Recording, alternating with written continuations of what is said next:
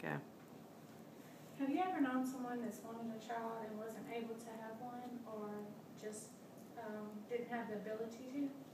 Have you known someone that's been pregnant and not wanted their unborn child, or wasn't physically able or financially able to be able to take care of one?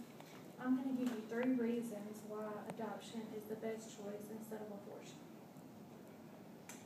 The first reason that I'm going to talk about today is the health problems that you can have from having an abortion.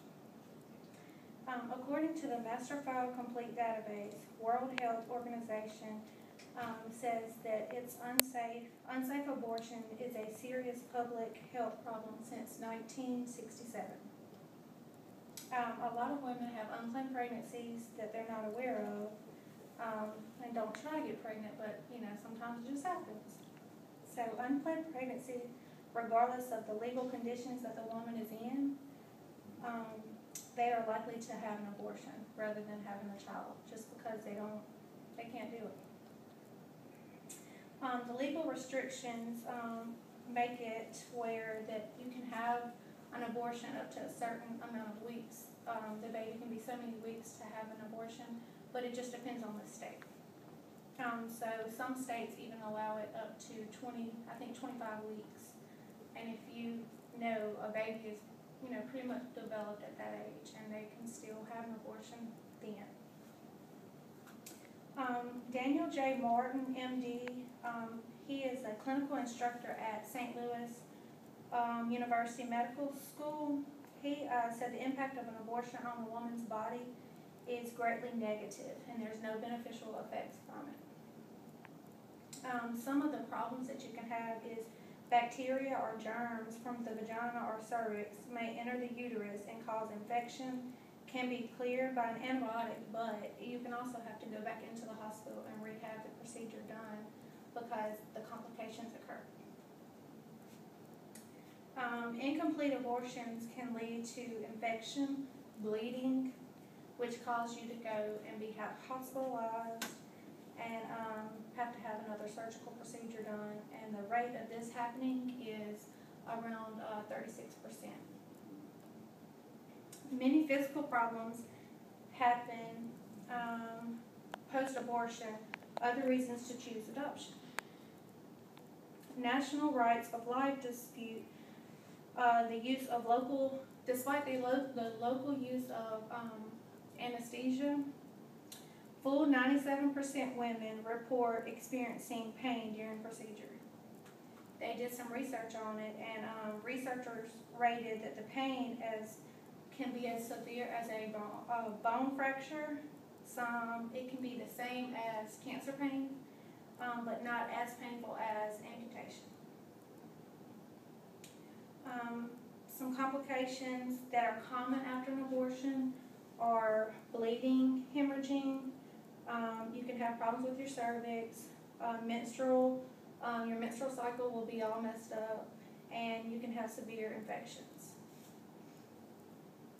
According to the Journal of National Cancer Institute, the study of 1,800 people proved that having an abortion were 50% more likely to develop breast cancer by the age of by the age or before the age of 45. So even with an abortion, it can affect the other parts of your body. More complications surface later on. Overzealous damage lining of the uterus, and it can lead to you not being able to have kids. It can make you where you can't even conceive anymore just from that one time having one. Most serious complication is death. There has been over 200 women that have died after having an abortion or during an abortion, and this is an illegal abortion. It's legal, and they can still die from it regardless. And this has been since 1973. Not only are there health and physical problems, but you can also have mental problems from having an abortion. It can cause you to have mental issues. Benefits for an adoption rather than an abortion. You won't have as many mental problems because you won't have to keep trying to live with yourself after knowing you've had this procedure done.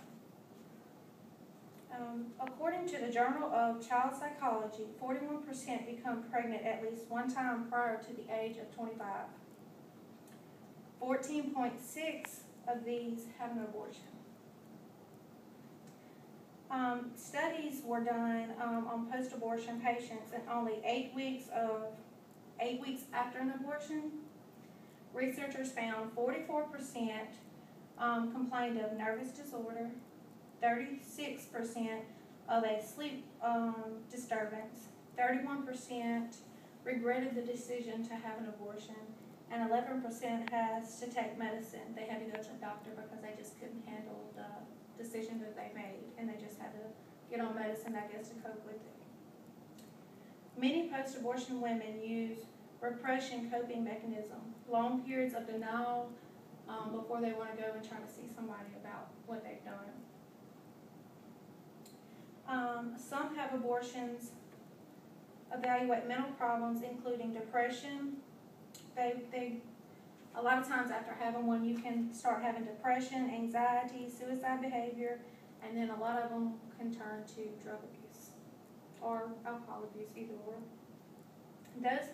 Those who have abortions, they really put their body through a lot, not just, like I said, from the physical aspects, but just everything in general. According to Clyde Geisler, childbearing prevents suicide rather than being a relief. An abortion may be additional proof of worthlessness and might contribute to suicide tendency. So once you have one, you can make yourself want to do it even more, because that just makes you feel like you're not worth anything because of. Here's a quote from Mother Teresa. "It is a poverty to decide a child has to die just so you can live your life as you wish." As you can see, all the symptoms, and these aren't all the symptoms that you can have from having one, but abortions are not very good for your body. Abortions aren't good for your mind. They're not good for anything, in my personal opinion. But I have stated some facts here that maybe if you have someone that wants to come up and wants you to help them choose which way to go, I'm hoping that these facts can help y'all teach them to do adoption rather than abortion, because there's a lot of families out there that want to have other children, but they are not allowed. Thank you.